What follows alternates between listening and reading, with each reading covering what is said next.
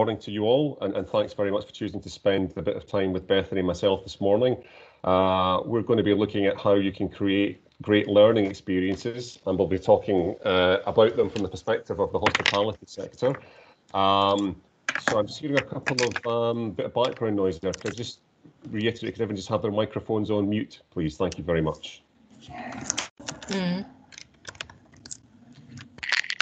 Just switch your cameras off for us, please, and just have it on mute. That would be great. Thank you. Just firstly, an apology from myself for having we had to rearrange the time of this webinar from a couple of weeks ago. Unfortunately, I was pretty ill, so I couldn't do the session, and I'm really sorry for any inconvenience that caused anyone, but we'll hopefully make up for that this morning. So let us start just by introducing ourselves. So as I said, I'm James McLuckie. I'm currently Chief Learning Officer for Flow. I'm sure a lot of people here this morning are either Flow clients or are aware of Flow, but just for those who don't, we provide learning solutions and platforms for the hospitality industry. And my lovely team of colleagues and I provide the learning resources for our content. And we're now part of the wider McLuckie group. And McLuckie is the home of best-in-class hospitality management solutions built for professional and multi-site businesses. Personally, I've been working in digital learning for the best part of 15 years, and prior to coming to Flow, I worked more in the leadership and management space. So working for hospitality is a bit of a change of scene for me. But obviously, despite the challenges the sector is currently going through, I've really been enjoying it so far. And I used to be on the board of the e-learning network, and I'm currently a judge chair of the Learning Technologies Awards. And I'll just pass you on to Bethany to let her introduce herself to you. Hello, everyone. I've also just joined Flow not too long ago, but I have worked in learning and development for about coming on 6 years. I do have a bit of a hospitality background. My role before this, I worked for Costa Coffee, their global digital learning, and now I'm the learning experience manager at Flow. So I look after all of our learning experience design and designers within the team. Thanks, Bethany. One thing I would say, if you're on Twitter, please do feel free to tweet about the session using the hashtag #FlowWebinar. If there's any thoughts or comments, or you want to share what you've learned, positive and negative, I guess, about the session today, please feel free to share that on Twitter. We'd be very appreciative of the exposure on there. So just to run through what we're going to be talking about today, I'll just go through it very quickly. We're keen to find out a little bit about who we've got on with us this morning. So we'll start by asking a little bit about you guys. Then we'll acknowledge some of the challenges the sector faces when designing learning experiences, as I'm fairly sure it's sure to influence some of the decisions you make when you're creating learning experiences for your colleagues. We'll then cover our 10 techniques for creating killer learning, all of which you can start doing right away. We'll then follow that up by just giving a bit of an outline of some classic mistakes that we both see made in learning, and I'm fairly sure we've made some of these ourselves over the years. We'll then round off part one of the session with some questions. And then we'll talk about 2 further techniques called action mapping and absorb, do, connect. The reason why we've put these at the end is because I actually covered both of these in the previous Flow webinar that I did. So if you've heard it before, you can certainly make the choice to leave the session then. But they're both great techniques, and we wanted to make sure we covered them for those who haven't heard of them before. And then at the end, we'll take some more questions. But please do, throughout the session, we really don't want this to be a very passive experience where we're just talking at you for an hour. If you have questions or you have thoughts, please do put them in the chat. Bethany and myself will definitely be reviewing the chat regularly. So anything you want to do, any questions you want to ask or comments you want to make, please do put them in the chat for us. So it would be great to find out a little more about who we've got on the call this morning. So in the chat, if you wouldn't mind popping in some details about who you are, where you work, what your role is, or even what you'd like to get out of this morning. So we'll just give you a minute or two to just put some stuff in the chat for us, please. So just be as free as you like, just simply your name and where you work, where your location is. You know, that kind of information would be really helpful for us to basically find out a little bit more about you guys. So I said, I'll give you a moment or two. So we'll just go silent for a bit to give you time to type that out.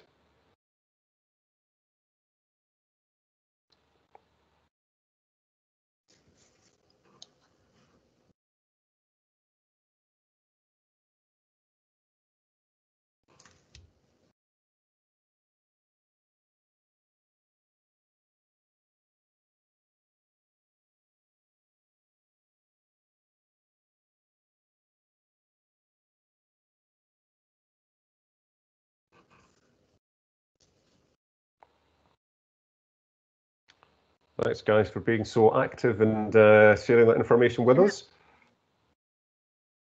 We've got all people from all over the place. We have. We're like clearly a global crowd. Hopefully my screen sharing again. It's it got cut off for a second there, but hopefully the screen share is happening again. Just as a reminder, guys, if you're just popping in the now, if you can turn off your cameras and mute your mics, happy to have you in the chat messaging us. It just helps with our recording. Absolutely. Well, so thanks, guys, for being so active then, for sharing a little bit of information about who you are. Hopefully now your fingers are a bit looser. You'll use the chat throughout the session. Please do feel free to chat to each other and interact with each other as Bethany and I are talking. Often the best bit about a webinar is the engagement between the attendees. So please, as I said, do share your questions, thoughts, comments with each other during this hour. And it'd be great for us to actually kind of go back and look at those once we finish the session. So we would definitely encourage you to make use of the chat facility there. Okay, so I'm going to hand you over to Bethany now, who has a question for you all. All right, if you just want to. So what we're looking at is what are the challenges that you face in hospitality when it comes to designing and delivering learning. We know here at Flow, because we work very closely with quite a few of you within hospitality, but the normal kind of, or a few of the things that we've come across as part of the hospitality challenges are kind of your things like time and resource, really struggling to get, the time for the teams to be able to spend that time training, or having that resource to be able to give them that time off the floor. Things like low emotional engagement. From what you guys are thinking, what are your kind of main challenges that you're coming across and when you're trying to help train your teams?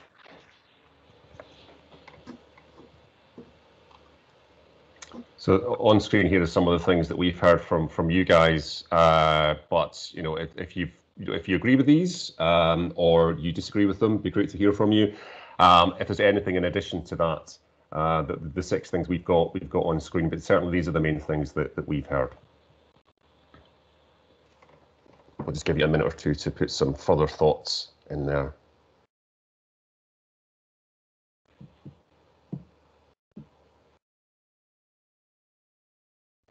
Right, so we're seeing that Ashley's talking about engagement, especially since the teams are within furlough, and Jennifer agrees with that.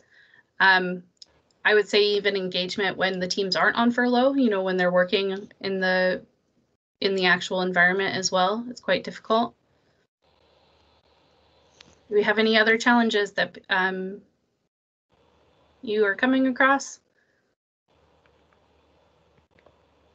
I mean, one of the biggest things that, we've been hearing kind of within the media is both COVID, but also Brexit before even the COVID. Yeah, COVID majority of the team. So, yeah, so we're seeing kind of majority of the teams are laid off, and then potentially there's going to be some new starters. So there's some onboarding that will need to be happening over the next while. People aren't engaging with the training because there's not been that motivation. They haven't really been able to have that hands-on experience over the past, 9 months to a year. Yeah.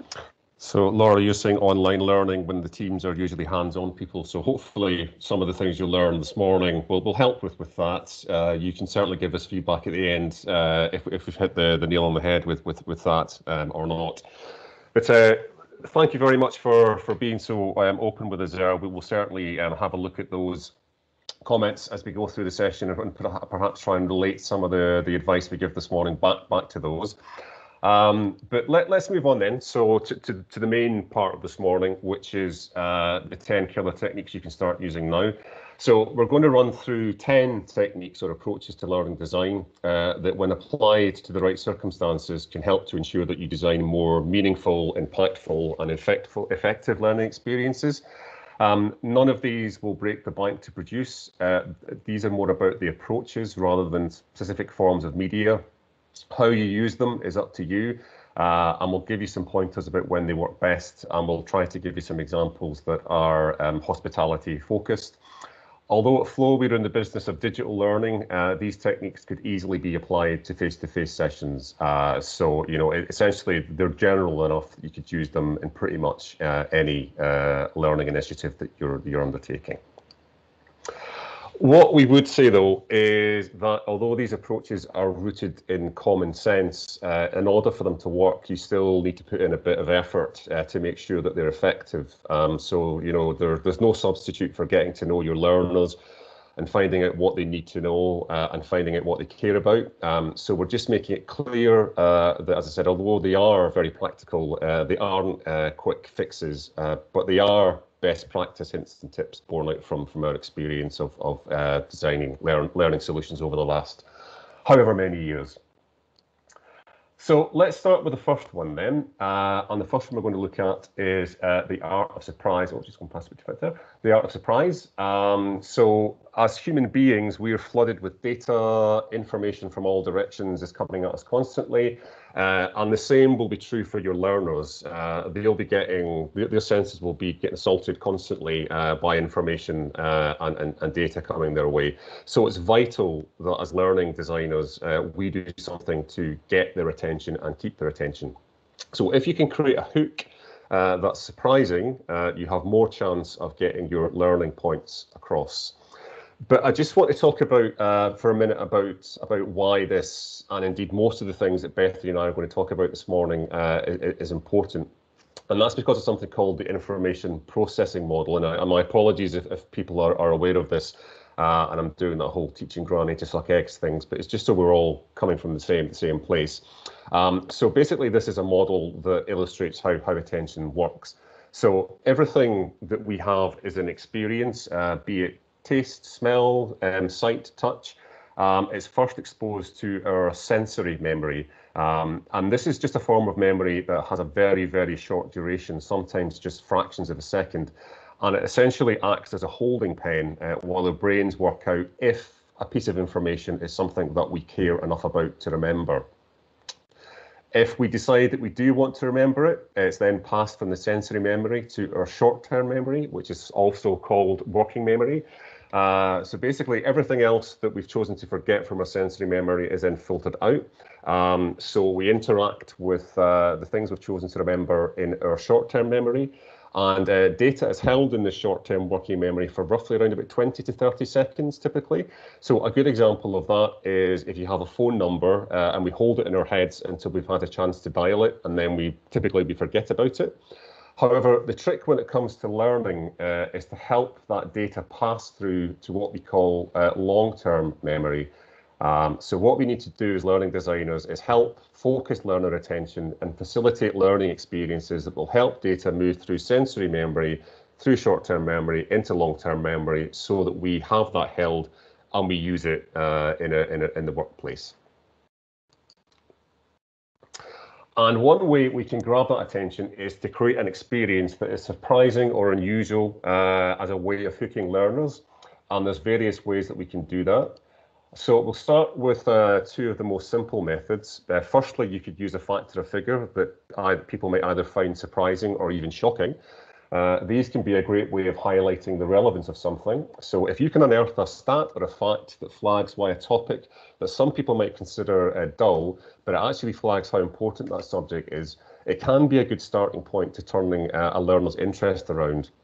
What we would say about facts and figures, though, is just be careful if you're using it for e-learning, as it can actually date your course. So if we could just ask you to be mindful of that.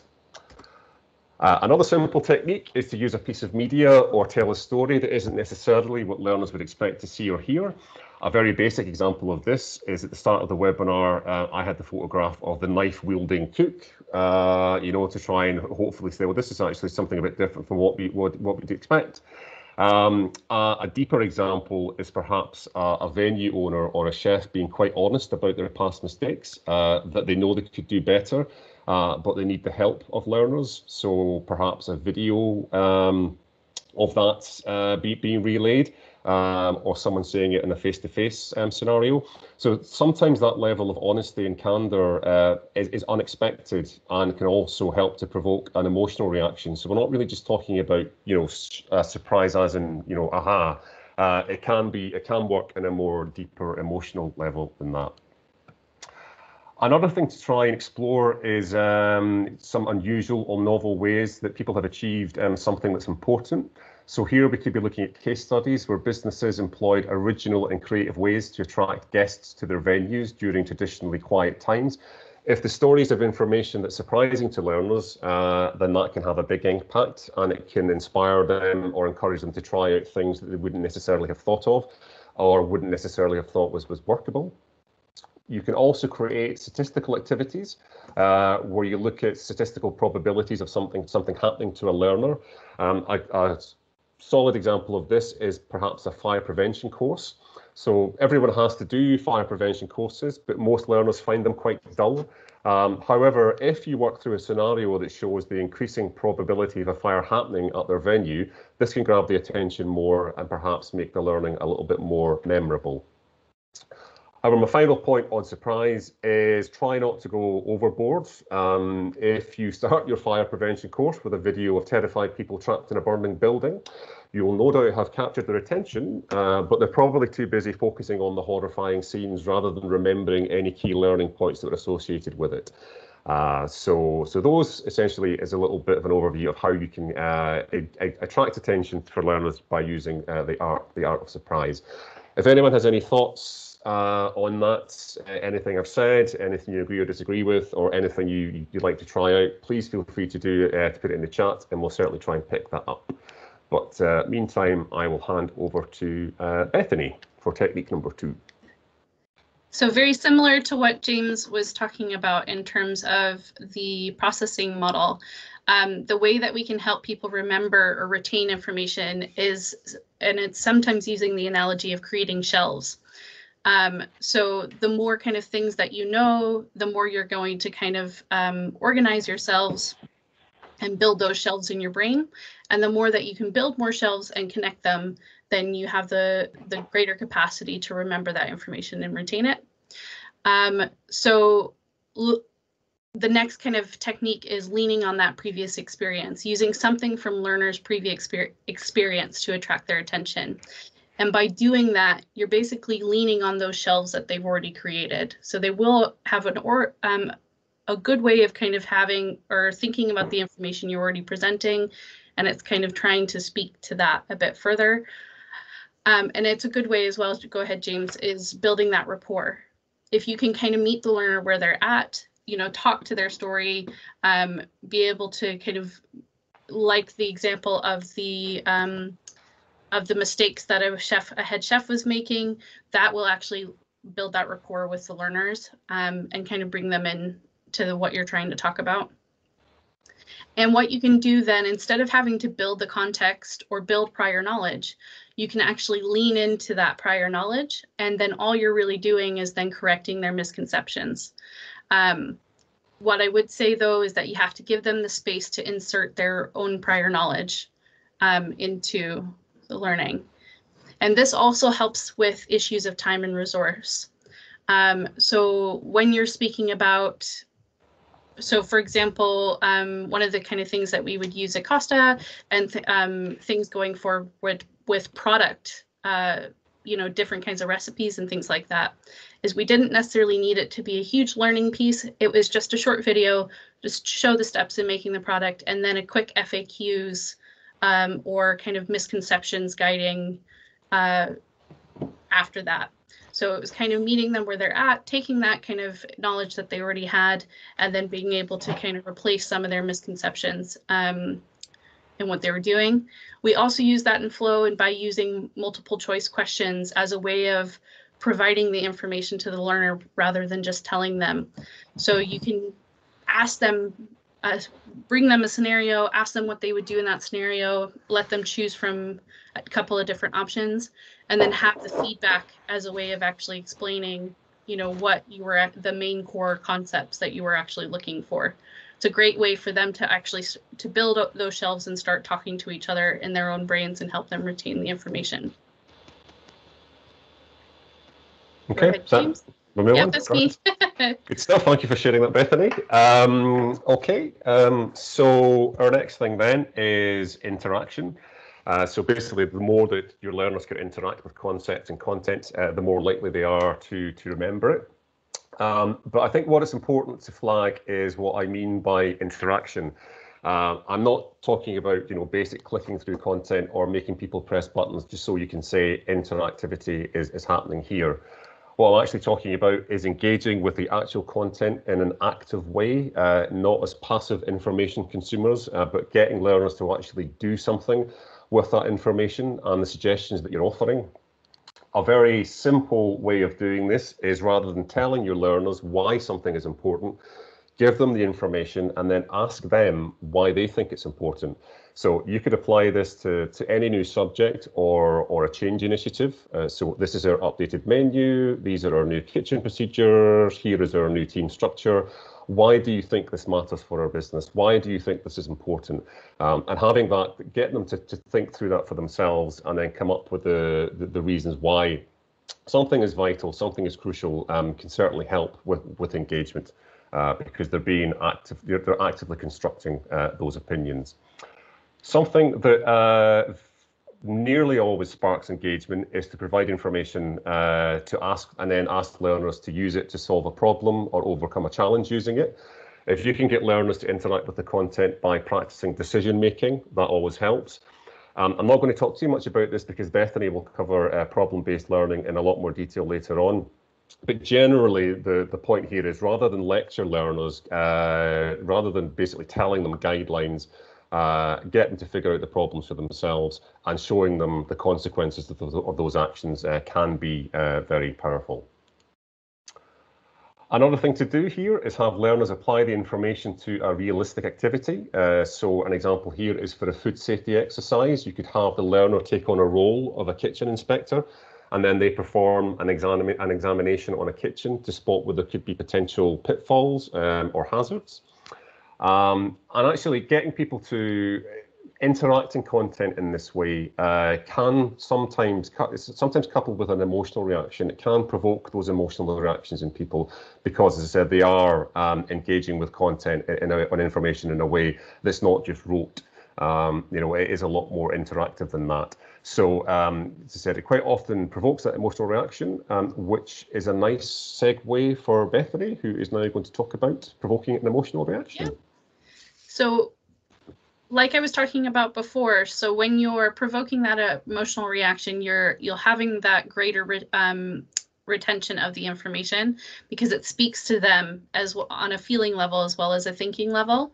And in a way, you're almost kind of building out your deeper shelves. So rather than it be kind of superfluous or at the front of how much information or memory you're retaining, you're actually building out more subconscious shelving structures. And examples of this, I mean, we would all have examples of a commercial that we just remember because it that it had that awe-inspiring way, or a shock video.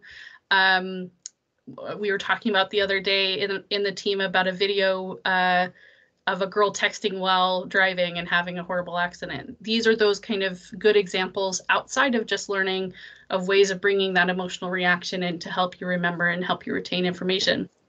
And you remember them without even trying because you have that emotional connection.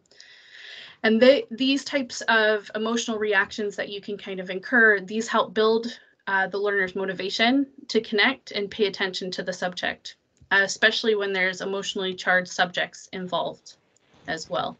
So it kind of ups the ante in terms of what they're learning, so that they're willing to kind of put the effort in and read more about it and retain a wee bit more information. There are little things that you can do to build this emotional reaction: storytelling, which we'll talk about in further detail later on, problem solving, again, in detail later on. But you can almost do this by just creating the environment as well, where you get the emotional reaction. So things like, games where they're doing quizzing, but they have to beat against a timer, or colleagues, to kind of beat against the clock and try to get the thing. That still kind of builds up that emotion in there as well. So there's little things that you can do to kind of create the emotional situation surrounding the learning. Okay. So that's Thanks, Bethany. As I said, guys, if you have any thoughts or anything about what we're saying, things you've tried out yourself, things you might be inspired to try out as a result of what we're saying, things that you've tried that haven't worked. Obviously, we're all here to learn from each other. Please do put it into the chat. It would be great to hear from you. So we'll move on to technique number 5, which is make it meaningful and relevant, where essentially what we're trying to do is create learning experience that reflect and speak to the learner's reality. So the most basic thing you can do about this is to start to think about what your learners need to start doing now. That way a connection is already there, because they can see the relevance and the purpose of your learning experience. And as learning designers, what we need to do is make it clear that that is the objective of the learning. The more you can tie it to a task or an activity that they'll actually be doing, the stronger the attention-grabbing potential. We've all heard a lot, I'm sure, about scenario-based learning, and there is a very good reason for that. Done well, it works wonderfully. If you can provide the learner with the context of an environment that they immediately recognize to explore your content in, then they can quickly see the relevance, and their engagement is likely to be quite high. And actually, one thing that we as learning designers that I sometimes find is we sometimes feel that we have to know all the answers, or we have to come with solutions already fully formed. And I've always taken the view that the best learning designers don't have an ego as such. They are happy to ask questions and be curious about what it is learners need. So if you aren't sure what the issues are or the challenges that your learners are interested in, just ask them. So just the act of a learner being able to decide or being able to work on their own problems can really make a difference to how they interact with the material. So I always encourage people just to kind of leave their egos behind and say, do you know what, actually, I'm not sure of the right answer here, but I am here to perhaps facilitate a discussion where we explore what the right answer is. So what would make it meaningful and relevant for you? And just ask them questions when it comes to that. I think as Becky put something in the chat about the fact that facilitated discussion was a favourite tool, and I would certainly agree with that. There's nothing more powerful than getting a bunch of engaged people around a room and being very honest with each other about the problems they're facing, and actually actively coming up with solutions together to solve those problems. It can be an incredibly powerful learning experience. If there's a disconnect, in the way that you're presenting material, is there a different way you can draw your learners in? So, for example, we talked about at the start when it comes to challenges, low emotional engagement being one of the challenges. However, if you have someone who's working for you and it's clear that this is just a passing job for them, is there a different way you can make it meaningful, your learning experience meaningful for them, rather than just giving them information? So you could be saying to them things like, while you're here, you'll learn how to deal with people better, you'll work as part of a team, you'll know how to manage your time well, all great skills that you can cultivate as you progress through your career, whether that is with us or elsewhere.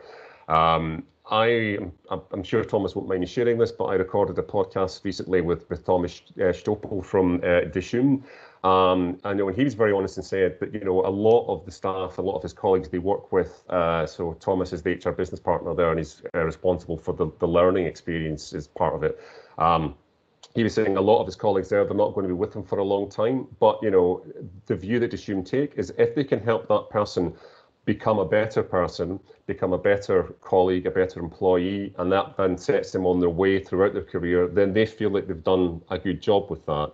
And I thought that was a really lovely way of looking at, when you have staff at your venues. So, I would certainly encourage people to try and find a connection with colleagues, even if they're not going to be there for a long time. If possible, don't make your learners do the learning until they actually need to use it, because otherwise it's very likely they'll forget about it, so that all the meaning making and the relevance is gone. Obviously, this isn't an option for compliance training, but for service or skills subjects, there would hopefully be a little bit more flexibility there. So, essentially what you're trying to do is get the learning to the learner when they actually need it, because then that way that meaning making and that relevance is inbuilt into the actual content itself. And the final thing I'd just make here is, do they need a course? Do they need a piece of learning or formal learning? Actually, would a good old-fashioned job aid be more appropriate? So a checklist or a template or a list of 10 top tips that your learner could pick up and actually start doing at a point of need. So I need to do something, I'm not sure how to do it. Here's a job aid that's going to help me do it. There we are, follow the steps, and I perform the task or activity. Sometimes that's more powerful than making people go through, often is more powerful, I should say, than making people go through a formal learning intervention. Okay, so that's it for meaningful and relevant. I'll pass over again to Bethany. Before I talk about repetition, Philomena, you made a great point in the chat about trying to achieve this online rather than kind of in those face-to-face classroom style learning. And I think all of these things have a way of being able to be transferred online. So even like the idea of that, discussion or that kind of thinking about what makes it meaningful to the learner, there's ways you can do that online by providing reflection points, where you ask or pose a question to the learner and have them take a second to kind of think about that, and then maybe integrate that into the next scenario that you're going to build to ask them questions about. Ask them to think about what they would do in that situation. There are ways that you can kind of build out, that experience, even if it's a solo journey. But even further to repetition, or even further, we'll move on to technique 6, is the idea that... Do you mind if I just pick up something on what Philomena just said there? Sorry. So just to give you a personal example there, Philomena, what I did was I did a master's degree in digital education. It was a little while ago now. And part of that was a Facebook group. And I was very cynical about it. How can Facebook be used for learning? That's where people go to talk about a load of rubbish, like what they watched on telly last night or what have you. But the Facebook group actually, and it doesn't have to be Facebook. It could be any kind of digital tool where you can have discussion. But the Facebook group ended up being incredibly powerful, because what happened was people would come with problems or questions. And you could really see that build-up of people actually taking the question and giving their own perspective on it, giving their own experiences on it, and people would, and then was that build-up effect as people replied to the responses, and it was actually it was a great way of actually seeing kind of problems being solved and things being picked through, and the great thing about kind of discussion forums that way is that people can reflect, that they don't have to come up with an answer immediately. Obviously, sometimes that spontaneity is very useful, which is why things like breakout rooms and Teams chats and Zooms is often a really good way of having discussions. But the great thing about kind of discussion forums is that you can actually curate what was actually discussed. So it's the conversation lives beyond those 5 or 10 minutes that people had a chat, because it's all documented there. You can take that information and you can share it. Obviously, you have to get permission from the participants. But in terms of having things discussed, living beyond the actual moment the interaction happened, those kind of groups can be really powerful. So as I said, you don't have to use Facebook. I know a lot of people are very sniffy about it. There are obviously lots of other tools available.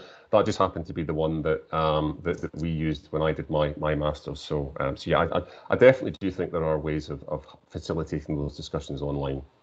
Yeah. Sorry, Bethany, I just... No, I was going to say, I can actually add on to that, is that we use the LMS so at my previous job, we used a discussion forum chat function within the LMS to have a conversation after our product learning pieces. So we would use them more as resources than courses. And then there would be the bit of FAQs to help with those misconceptions. And then they would be able to post on the forum, you know, their hints and tips and their best ways, including videos of them making the products. So there is a way to build that community.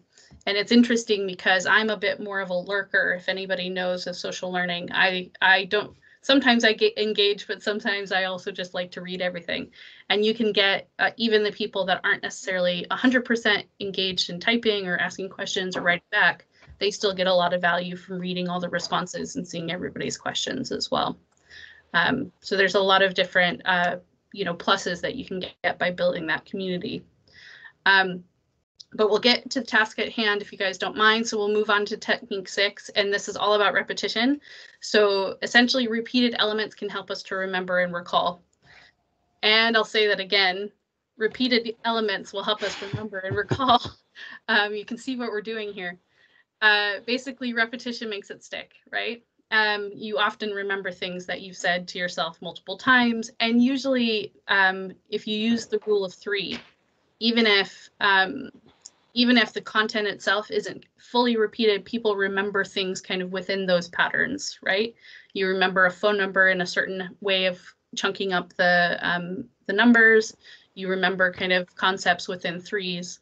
So if you can use some of that while you're using your writing for digital learning, or, you know, building out your subjects and kind of chunking them in a certain way, that will help you with your repetition.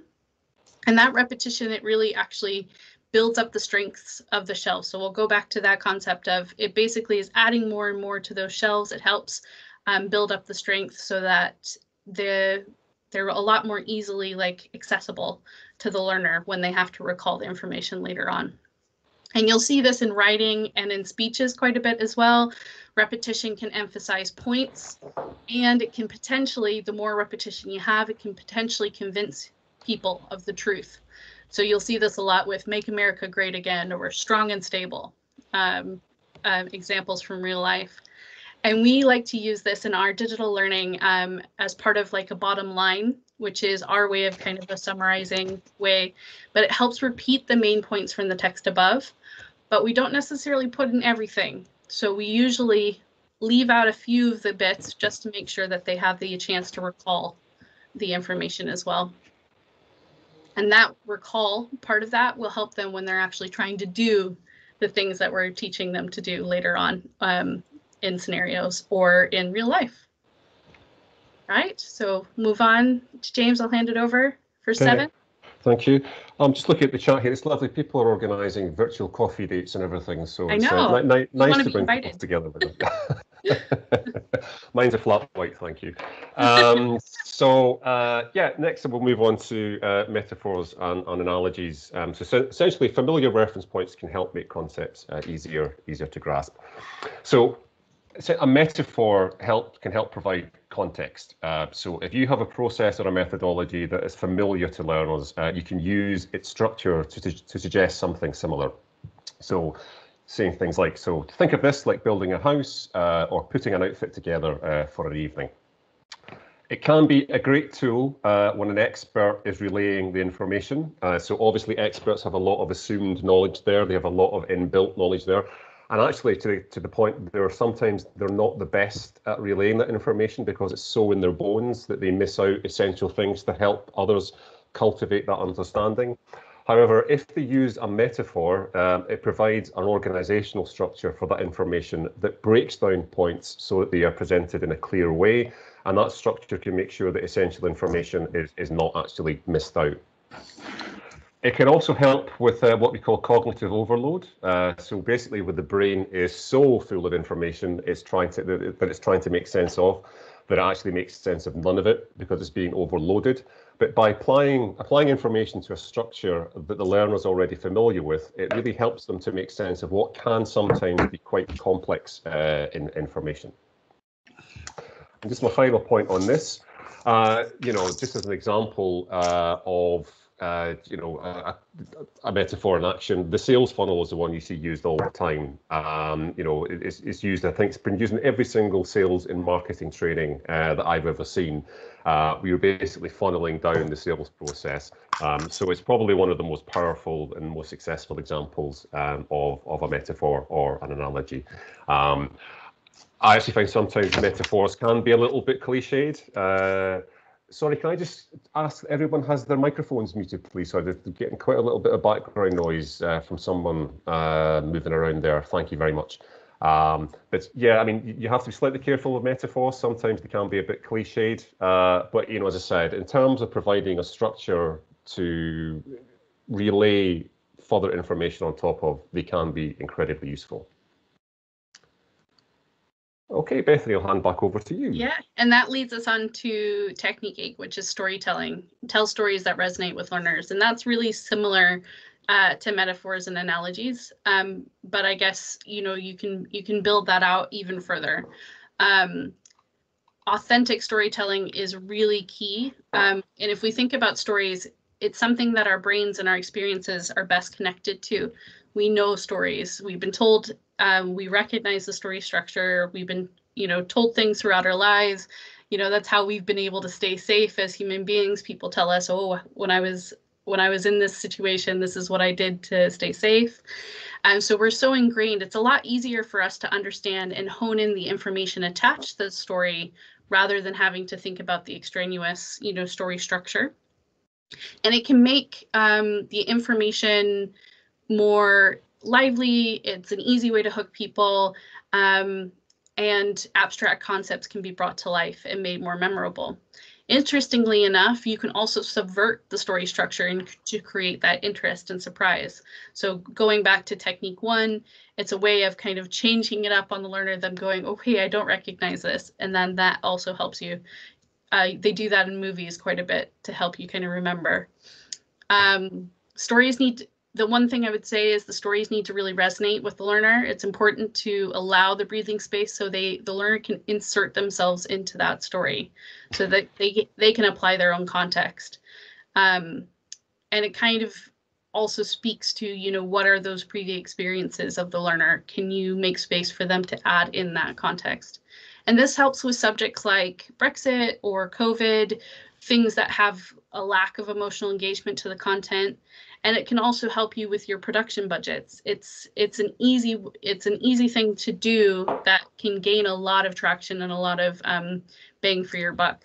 You can film a story on a phone. You can have somebody tell their story in a short video and put it out there. And there's also lots of free kind of stories you can pull on as well within the world.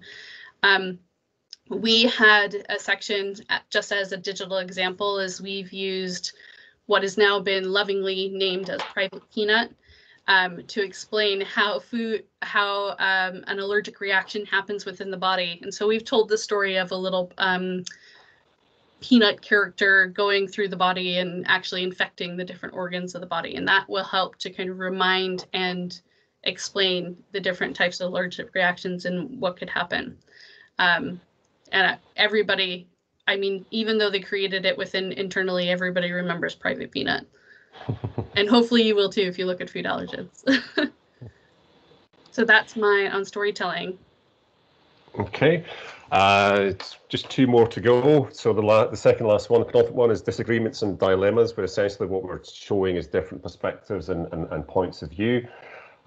This is something which I personally find a great tool for helping people to engage in a topic, because essentially what you're doing is you're asking them to explore it through the angles of different perspectives. And sometimes that can create quite a bit of healthy tension, healthy debates, healthy discussion. And it's a great way of helping people to really pick through something and come to a conclusion of, I understand why this is important, or I understand why I should discount this. I understand when I should use this technique. I understand when I shouldn't. So as I said, it's a really fantastic way of helping people to actively engage with something and not just consume it, I said, in that very passive way.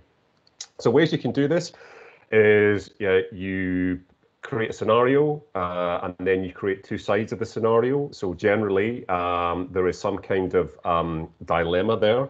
So a person is in a situation and they have a couple of choices, or perhaps more than one choice, more than two choices, and then you give reasons for why, or help to build an understanding of why someone would pick one choice over another, and then you would debate that choice. So that, again, it doesn't have to be a face-to-face thing. You could have it set up as an e-learning or a video, and then you give the learner prompted questions to help them pick through what conclusion they should reach. Similar to that, we've got, essentially we're asking people to think about the pros and cons of a point of view. So it's not a scenario necessarily, it's someone is giving their opinion on something, and then you're asked to think about, the pros and cons of those opinions. Again, it can create some healthy discussions, some healthy debates. And it's a really good way of energizing learners. When I used to do mostly work in face-to-face training, it's the one exercise I would always do after lunchtime, where people were feeling a little bit bloated or a bit tired. If you gave them something that really fired them up, that would tend to put a rocket under them. And generally most people were pretty engaged and enthused by it. Obviously, the one thing I would say is you have to sometimes choose your topics very carefully. And obviously, it can be quite a test of your facilitation skills if you're doing it face-to-face. But certainly, I've always found that as a stimulus for a group of learners, it tends to work pretty well. One thing I would say, though, is it's not the best for compliance training. If in compliance, there generally is a right answer, and it's not necessarily up for debate. So what I would probably do is save this technique for occasions where the answer is a little bit more ambiguous, or there is a bit of breathing space there for someone to actually reach their own conclusions. But for compliance training, it tends to be not the best technique for that. Bethany, over to you for our last one. Yeah, similar to disagreements and dilemmas, you're kind of building that dilemma with the last technique, which is problem-based learning. So you are building kind of learning where they have to find a solution to a problem. So you're providing them that dilemma. So we can structure the learning experience, and it's similar as well to the story. You structure the learning experience around a story of a problem to solve, and input the learner into that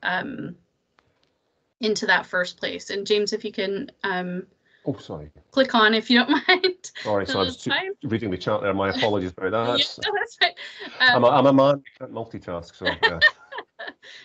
So you're basically wanting to make connections with those previous experiences. So again, like the shelves building, you want them to go through that problem solving, making those connections to the things that they had already experienced, and then seeing what they would do in that scenario. And again, you're being able to let them insert themselves into the problem and make those connections on how they would solve it. And then you can kind of hone those misconceptions as well. And you can use the feedback and the consequences to help the learner to live out their actions. So this is a key way, is make sure that they actually see the results of the decisions that they've chosen. The big part of this as well is try not to tell the learner everything that they need to know or where to find it. You want to let the learners identify what they need to know themselves and how to seek out that information. So it's a way of actually providing the power to them to go, okay, actually go and, find that information for yourselves, figure out how you do this step forward. And providing great access to any resources as well is a great way of helping them. So you're giving them what they kind of need to know, but in a curated manner, so they're not just kind of going off and choosing something that's not specific to your organization. With problem-based learning, it helps build that emotional engagement, because basically what they're doing is when they, you get that that intrinsic reward of, oh, look what I've done, look what I've been able to achieve. It provides them the control over the learning environment. And that's basically what as an example, what we've had to do with, or what we've chosen to do for fire hazards. Very similarly, a lot of people in hospitality will have gone through, various levels of standards of what they need to do in a fire hazard. So rather than tell them the steps that they would need to take, we actually take the learner through a scenario where each of those steps are being tested along the way, and then providing them feedback or the consequences of each of those steps after the fact. So that's for our health and safety. And there's ways that you can do that for all sorts of different subjects, not even ones that have the right or wrong answer as well. All right, and that's that's our 10. So, nothing particularly earth-shattering there, I don't think. I've always said that the best learning design is rooted in common sense. It's practical.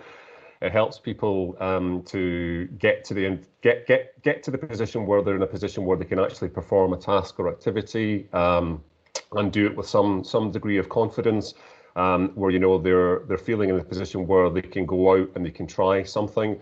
One thing I say about any piece of learning is, it can only take the learner so far. It can't actually do it for them. So you're trying to get them in a place where they're thinking through the actions they have to take in a way that's hopefully meaningful. So these are 10 techniques that we found have worked. Obviously, you have to use them in appropriate circumstances. But as I said at the start, none of them are going to break your budget. They just require a bit of thought to implement them properly, or sorry, not properly, but effectively. But as I said, they are very practical, and hopefully you'll find them useful in your own learning design, whether it be face-to-face or digital or blended.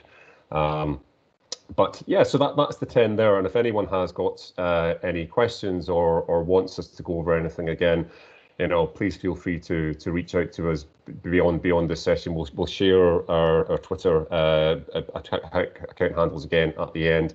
But both Bethany and I are on LinkedIn, so please feel free to reach out to us there. But just to wrap up this first part, and time has marched on a little bit, so we probably won't get to the second part. But what we can do, if anyone is interested in action mapping and Absorb, Do, Connect, is we'll share around the link to the previous webinar that I did, where I talk about action mapping and Absorb, Do, Connect in quite a lot of detail. But let's see how we get to over the next few minutes and see what we can get through. So these are just some classic mistakes that we have seen people make over the years, and being completely honest, I have made these mistakes myself. In fact, the last webinar I did for Flow was all about confessions of a learning experience designer. So all the 7 deadly sins, all of which I have made myself. So I'm certainly not sitting here in an ivory tower being all pompous. I have made these mistakes myself. So the main thing I always see is, there's that kind of teacher approach to learning where you're telling people stuff rather than actually focusing on what do we need learners to be able to do. And just that switch of, making your learning design very task focused, very activity focused makes all the difference. So rather than just giving learners a whole bunch of information and say, go learn that. If you can flip it on such a way to say, okay, I need you to be able to do something, and then the information is presented that way. And it's far more of a practical outcomes focus. And by outcome, I don't mean things like understand how to do a process. Is what does that understanding look like? How does that manifest itself in a workplace? And if you can position your learning from that perspective, it gives it a lot more purpose than just telling people what they should know.